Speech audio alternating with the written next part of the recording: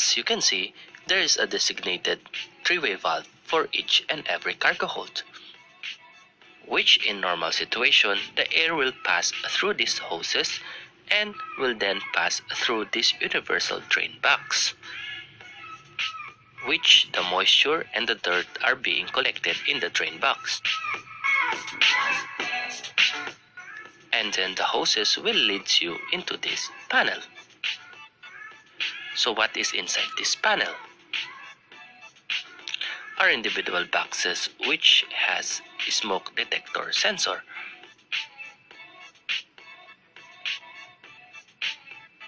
Let us open one box so that you can see what is inside.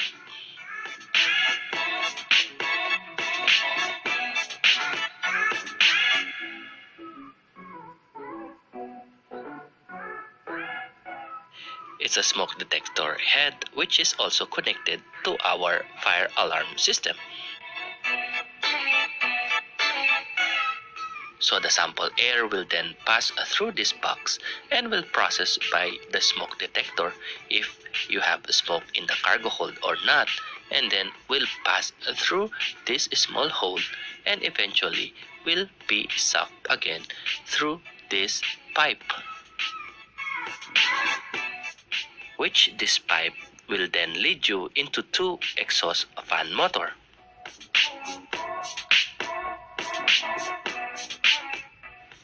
These motors are running continuously 24/7 and are being switched over by the system automatically every day. That is why you have a continuous airflow on the system from the cargo hold to the smoke detector, through this motor, and all the way to this exhaust pipe.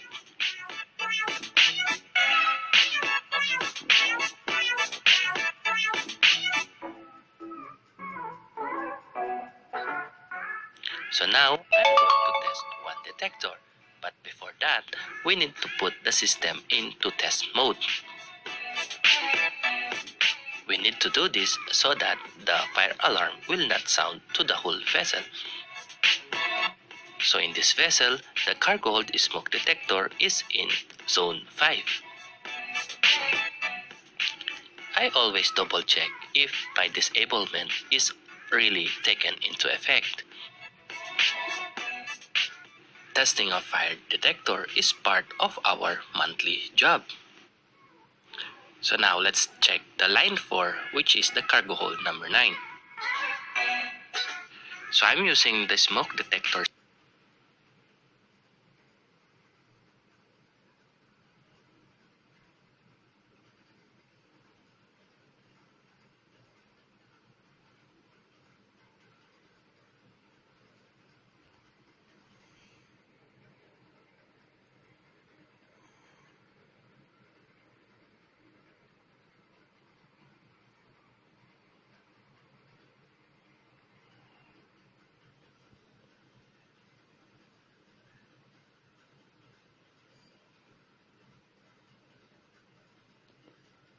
Fire detector is part of our monthly job.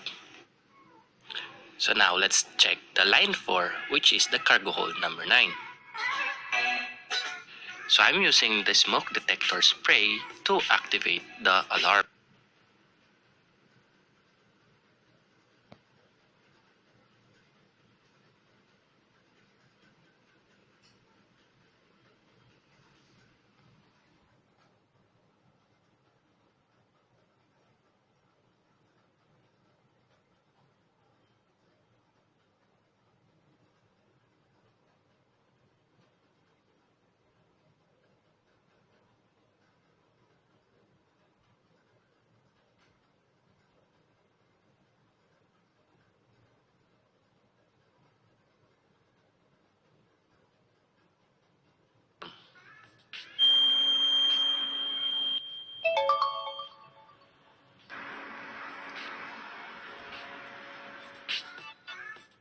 We also need to clean all the drain box every month. We also need to check each and every hoses if they are free from moisture. If moisture is present, then we need to flow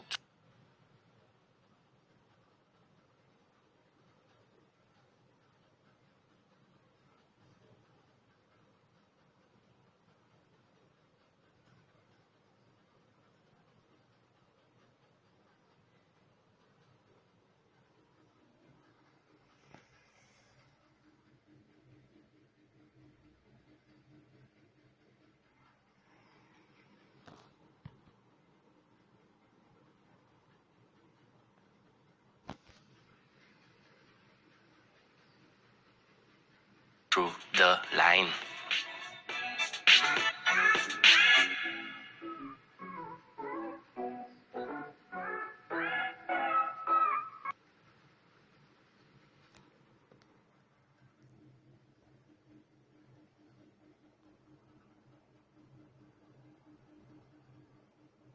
We also need to check the condition of the airflow sensor, which is the common trouble in this kind of system.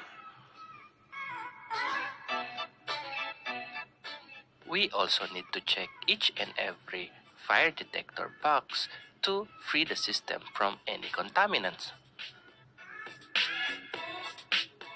Most importantly, we need to check the condition of the exhaust fan motor, which I need to remove the rust of this and paint later.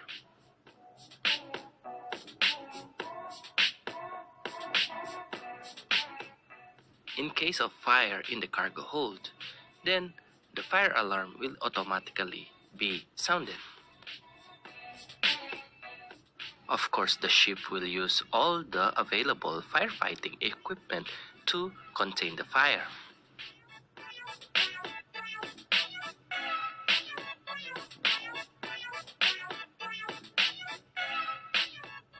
In a worst case scenario, if the fire is still cannot be contained, then the vessel has this so-called last resort. The CO2 fire extinguishing system. It is better to review your instruction manual on how to use this kind of system, as the vessel may have different instruction. To release, we need to open this isolation valve cabinet. Once the box is already opened, then the CO2 alarm will be sounded automatically and the ventilation fan motors will trip automatically as well. If you are inside the cargo hold, you need to vacate the area once the alarm was sounded. And the vessel shall take a head count to ensure that no one is inside the cargo hold. We also need to change over the three-way valve of that specific cargo hold where the fire is. In this vessel, we need to remove all the pin and pull the lever one by one before we can release the CO2. Once released, then the CO2 will then flow in this pipe.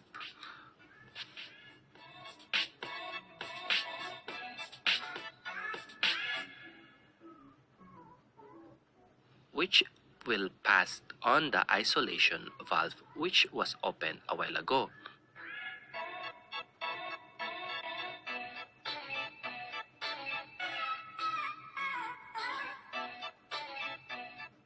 It will then pass to the three-way valve and will flow to the same pipeline which we had on the smoke detection system.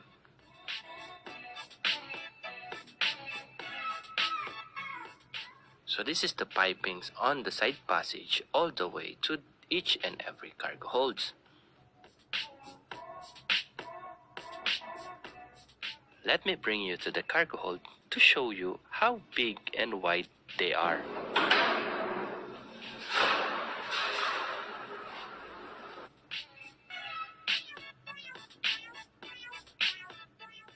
We can pile up 9 containers high and 16 side by side.